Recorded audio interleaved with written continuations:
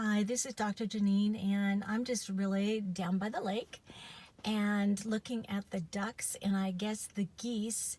And they're just kind of feasting on the water and on the grass today. And one of the things that I noticed is, of course, there are different kinds of ducks and different colors, and some are black, some are white, some have multicolors.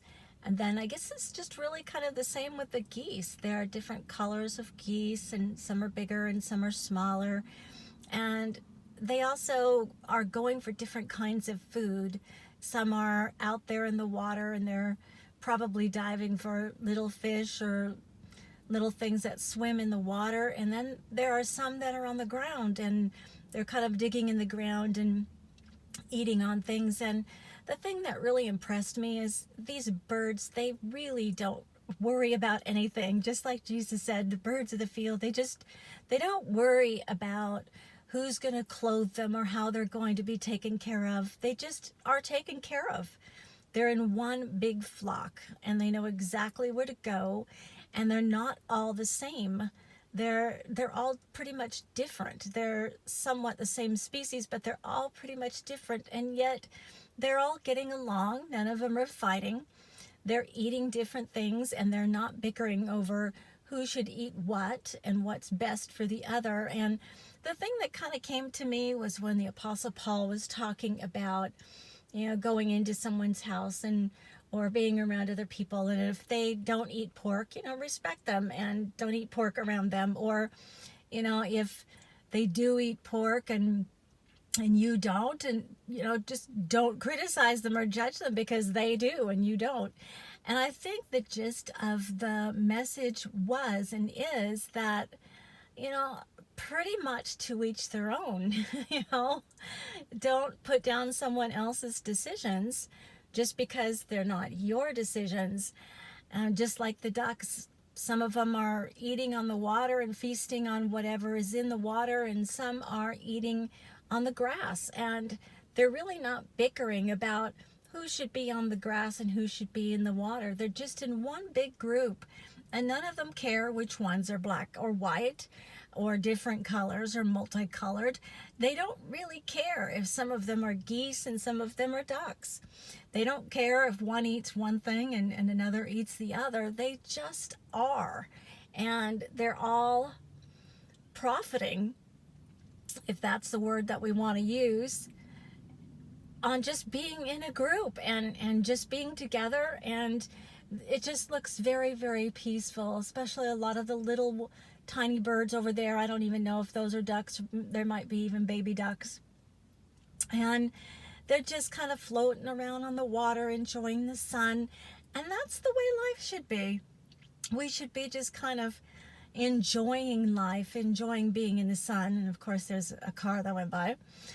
And not really worrying about what our neighbors are feasting on spiritually, or what they're about, or how their faith is, or what they happen to be eating as far as their spiritual life, or how they live their life. That's not really our concern. Our concern is, number one, to love one another, to be in a group, to have faith for each other, and to forgive one another. And there's not always going to be agreement. That's just the way it is. And the Bible does say when two don't agree, how can they walk together? They can't. But we can be together in the way that, we don't have to really judge. It's kind of a oneness or togetherness that just goes far beyond judgment. We can be one and not be exactly the same. We don't have to be expected to be exactly as someone else just because they think or believe different than we are. It's not about right or wrong. It's not about any of those things. It's about respect and love and honor and forgiveness and all of those things. And the other things are just not really worth my time as far as I'm concerned. They're not really worth arguing over. It's just that we're all human beings. We're all in the same lake or pond, and some of us are on the ground feasting. Some are out there feasting on fish, or whatever we happen to be doing. And I'm talking metaphorically, but you understand what I'm saying. It's really not. It's a non-essential to go around and try to tell people how they're supposed to live their lives, or question them. And there's a reason why this kind of came up for me. And I think the heart of the matter for me is that in 1995, I graduated for the very first time during that decade from a seminary. And I walked out from my graduation with my degree, my very first one that I obtained, and also an ordination certificate. And what was kind of stuffed in my hand was a church charter that says, "You are now a pastor." Well, this was something shocking and surprising to me, because I really had been an author for a while and working on a newsletter and being real happy about that and doing really well and enjoying it. And I wanted to kind of expound on some of the things that I had begun and started and maybe go a little bit further. But it really wasn't my intention to be called that. And when I met with the Ministerial Association at the time, and me being very young, not really knowing or how to expect to approach the matter, I really kind of told them, I feel like I'm meant to write, and I feel like I'm meant to be a teacher and a counselor. And it was met with a lot of resistance. It's like, if we thought you were supposed to be that, don't you think God would have told us that this is what you're supposed to be, and so go out and be that? And I kind of took that into my spirit, and I didn't question it. Like I said, I was pretty young, and believe me, the times that I spent pastoring, they were wonderful times, but they never went any further than a certain amount of growth. And it's because I was not meant to be in that position. And although through the years, that's what I've considered myself to be, I've always found myself doing a lot of other different things and having onlookers looking at me like, why are you doing these things? You're supposed to be that, and, whatever. And I guess my point is, God really didn't call me to be that specific thing. Man called me and said that that's what I was supposed to be, and I believed it.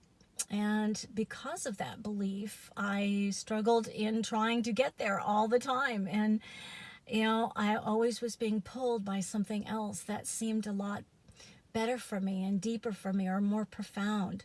And I'm finally at a stage where I really have made peace with that. I've obtained my doctorate, and I have several theological degrees and psychology degrees, and my doctorate is in spiritual psychology. I have a master's degree in theology and also metaphysics.